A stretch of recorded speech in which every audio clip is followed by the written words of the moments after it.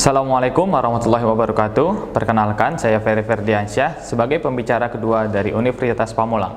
Nah, sebelumnya sudah dibahas oleh pembicara satu bahwa permasalahan-permasalahan di Indonesia bukan hanya terkait dengan permasalahan ekonomi, namun juga ada berbagai macam masalah-masalah yang ada di luar ekonomi, yang seperti permasalahan gender, permasalahan etnis, permasalahan agama. Nah, di sini kami sebagai tim kontra, kami sangat menolak dari mosi ini bahwa gerakan sosial jangan hanya bergerak pada isu ekonomi, namun juga ada isu-isu lain harus kita bahas. Karena apa? Karena menurut undang-undang atau gerakan-gerakan sosial ini adalah hak asasi kita sebagai manusia untuk menyampaikan pendapat di muka umum yang sudah dibahas di Undang-Undang Dasar tahun 1945 yang berbunyi setiap orang berhak atas kebebasan berserikat, berkumpul, dan menyampaikan pendapat. Itulah mengapa kami sebagai tim kontra menyatakan bahwa gerakan sosial jangan sampai kita kotak-kotaki atau kita fokusi atau kita batas-batasi.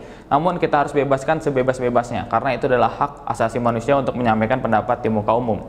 Nah, tadi juga sempat disinggung oleh pembicara satu bahwa gerakan-gerakan sosial jangan hanya berfokus pada ekonomi. Nah, seperti yang kita tahu bahwa terkait dengan gender, terkait dengan etnis, ini menjadi sebuah masalah yang belum terselesaikan di negara kita. Belum ada peraturan atau regulasi yang jelas terkait dengan gender, terkait dengan isu-isu non-ekonomi tersebut.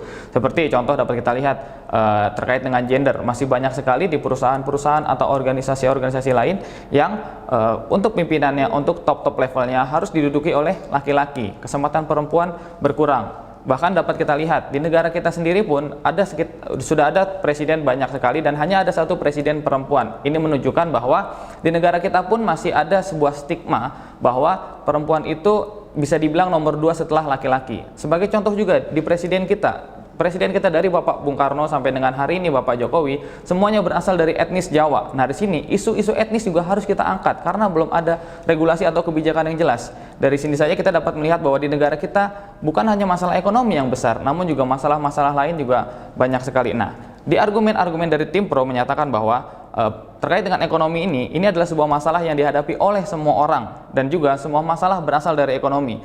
Justru karena semua masalah ini atau semua orang ini memiliki masalah yang sama tentang ekonomi, disitulah peran penting pemerintah, di mana setiap kebijakan pemerintah harusnya berlandaskan dengan ekonomi untuk meningkatkan ekonomi atau untuk menyetarakan perekonomian masyarakat.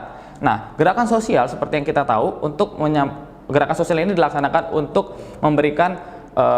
untuk menghasilkan sebuah hasil-hasil keputusan yang mewakili publik. Nah, keputusan-keputusan ini, gerakan-gerakan sosial yang non-ekonomi ini harus kita perlukan agar pemerintah tidak hanya berfokus pada ekonomi, namun juga berfokus pada masalah-masalah lain selain daripada ekonomi. Seperti yang sudah saya singgung sebelumnya, bahwa pemerintah memang sudah memiliki tugas untuk menyelesaikan masalah ekonomi. Namun terkait dengan gender, terkait dengan etnis, terkait dengan agama, perlu ada stimulus lebih dari masyarakat melalui gerakan-gerakan sosial supaya pemerintah mendengar masalah-masalah ini. Dan salah satu argumen lagi dari pihak pro adalah jika kita mendengarkan gerakan sosial yang secara identitas seperti ini, nanti ditakutkan akan menghasilkan politik identitas. Menurut kami itu sama sekali tidak tepat. Karena apa? Justru dengan mendengarkan gerakan-gerakan sosial identitas ini, kebijakan-kebijakan pemerintah justru semakin beraneka ragam, tidak hanya monoton, hanya terkait dengan pembangunan, terkait dengan ekonomi, namun tidak menyentuh sendi-sendi kehidupan masyarakat di level-level bawah. Seperti gerakan etnis ini, gerakan agama ini, mereka juga kan salah satu warga negara kita yang harus kita dengarkan pendapatnya dan kita harus berikan kebijakan-kebijakan yang mewakili atau merepresentasikan mereka. Itulah mengapa menurut kami argumentasi melahirkan politik identitas itu kurang tepat. Karena apa? Karena pemerintahan yang kita tahu itu akan menjalankan berbagai macam fungsi. Nah, salah satunya jika mendengarkan suara-suara yang tidak ekonomi ini, suara-suara yang non ekonomi ini, terkait dengan gender, terkait dengan etnis dan agama ini, maka akan menghasilkan politik yang lebih sehat karena pemerintah akan mewakili aspirasi-aspirasi masyarakat. Itulah beberapa alasan yang ingin kami ungkapkan, yaitu terkait dengan HAM bahwa gerakan sosial membahas ekonomi ini tidak boleh kita kotak-kotakan tapi harus kita lepaskan. Itu karena hak asasi kita. Yang kedua, bahwa permasalahan ekonomi memang penting dan itu sudah tugas pemerintah. Nah, gerakan sosial bertugas untuk memberikan masukan-masukan kepada pemerintah agar tidak hanya berfokus pada ekonomi. Dan yang terakhir, ini tidak akan melahirkan politik identitas, tapi akan memberikan politik-politik kita semakin dewasa, semakin sehat, semakin beraneka ragam, tidak hanya berfokus pada ekonomi.